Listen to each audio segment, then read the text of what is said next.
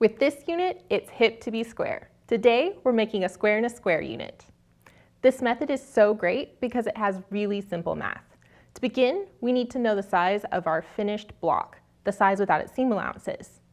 And then, to figure out our center square size, we just add 1/2 inch. So for me, I know my finished size block is 4 inches. So I add 1/2 inch, and I need a 4.5 inch square for my center. To figure the corners, I take the size of my finished block again, and I divide that in half.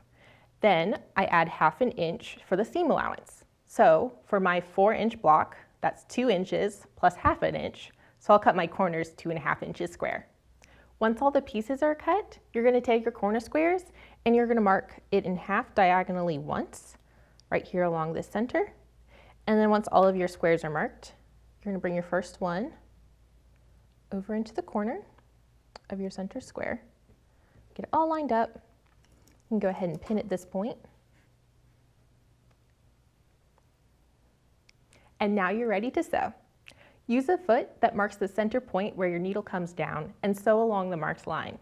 If you're having a little trouble with your center squares coming out the right size, try sewing to one side or the other of the marked line. Once it's sewn, you can trim your 1/4 inch seam allowance and you can press in any direction you like.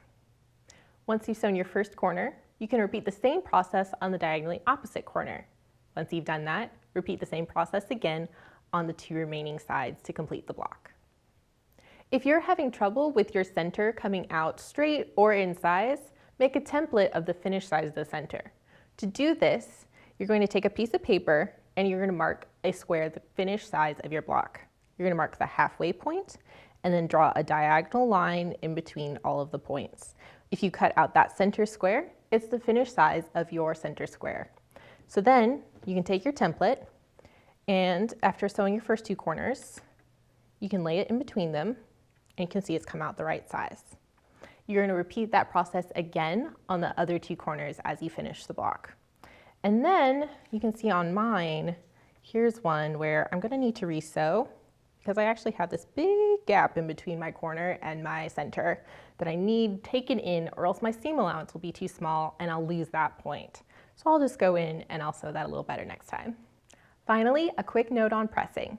Pressing your corners out will create a flatter block, and pressing it in towards that center really pops the center out and can make for some really sharp points in a block. Try experimenting with this until you find what works best for you. I hope this helps you make this unit. With a little practice, you'll be getting it every time. Thanks for watching.